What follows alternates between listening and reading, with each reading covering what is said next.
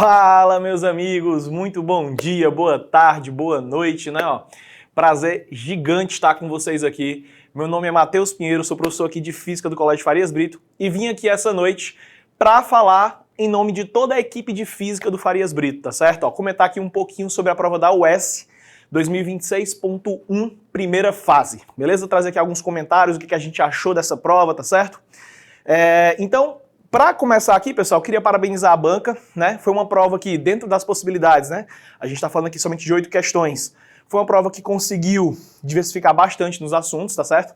Foi uma prova de física ali, bem com cara UES mesmo, né? Ou seja, cobrando aqueles assuntos que a UES gosta de cobrar. Então, estava ali bem dentro do que a gente já estava prevendo, tá? Então caiu questões de como questões de MHS, questões de capacitores, né? Questãozinha de hidrostática, que são assuntos que recorrentemente a prova da UES vem cobrando, tá? Então a gente já meio que tinha conseguido mapear isso e foi o que aconteceu, tá certo? Mas vamos dar uma passada aqui pela prova e vamos comentar aqui um pouquinho sobre cada uma das questões, tá bom?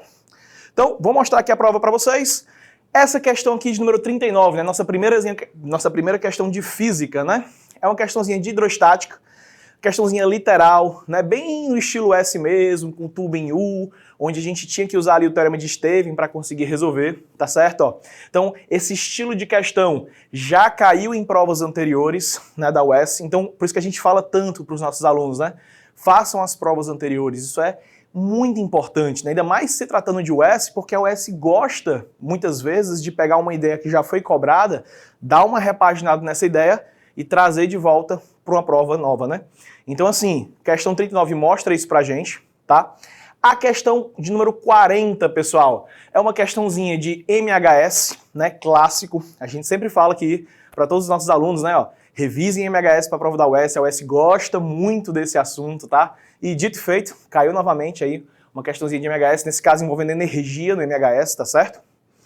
Questãozinha 41 também clássica, já caiu parecido em vestibulares anteriores, né? Questãozinha de capacitores, tá? Onde você tinha que trabalhar tanto a associação em série como a associação em paralelo. Isso daria um sisteminha de equações, você resolveria o sisteminha, acharia exatamente quanto vale o número M e N, né, de cada uma das quantidades de capacitores que você tem, e aí resolveria bem tranquilinho, tá? Então a questãozinha aí de associação de capacitores, tá?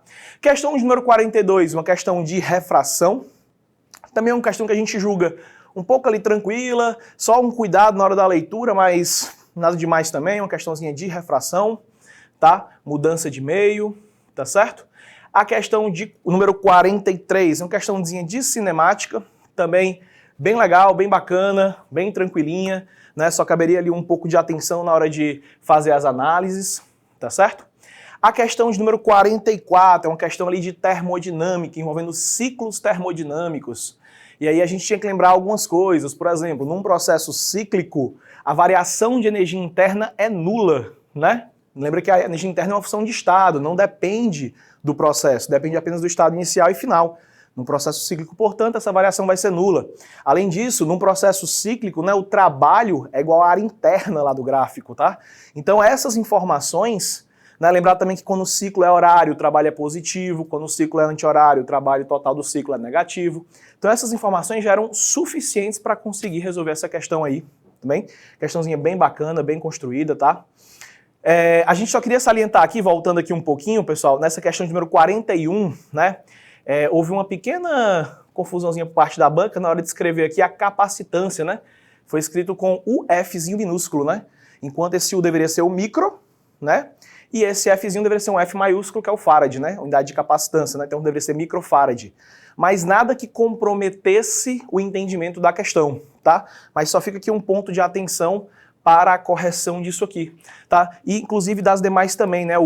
Não tivemos o problema do F minúsculo, mas tivemos o probleminha de vez de botar o mi, né? Botar o U, mas de novo, nada que comprometesse o entendimento da questão, mas fica esse ponto de observação, tá certo? A questão de número 45 é uma questão de eletrostática, questãozinha também literal, né? Uma questãozinha onde você tinha que fazer o desenhozinho, ajudaria bastante, né? Você colocaria ali as duas carguinhas no eixo Y, depois disso locaria uma carguinha e calcularia a força nas duas situações para saber aí relacionar as distâncias, tá, que ele estava querendo. Além disso, como era uma atração, você já sabe de cara que essas cargas têm sinais contrários. Então uma questão bem legalzinha, feito o desenho, fica bem tranquila, né? Ó. Tá certo? E para finalizar aqui, questão de número 46, questão também bem clássica e cara de US, né, como a gente gosta de brincar aqui dizendo, que é uma questão de análise dimensional, que também é um assunto que a US gosta bastante de cobrar, né, nos seus vestibulares. Então assim, no geral, o que a gente consegue observar? Que foi uma prova ali bem, digamos assim, padrão US mesmo, né? Com questões literais, com questões cujos assuntos a US gosta de cobrar recorrentemente, é o caso de capacitores, é o caso de análise dimensional, é o caso ali de MHS, tá certo? Então foi uma prova aí que eu tenho certeza que o nosso aluno, né, o aluno aqui do Farias Brito, vai conseguir tirar de letra, tá? No mais, a gente sentiu falta de alguns assuntos, né, como por exemplo, calorimetria, ondulatória, estática, foram assuntos que não se fizeram presente nessa primeira prova. Claro, a gente entende também que há uma limitação porque só são 8 questões, né? Então é natural alguns assuntos ficarem de fora, mas achamos interessante pontuar isso aí também, tá? E uma prova, no geral, muito bem construída, né? Então, novamente aqui, ressalto o nosso parabéns à banca, né? Espero que vocês tenham gostado bastante dessa prova. E é isso, meus amigos. Um forte abraço e até a próxima. Valeu!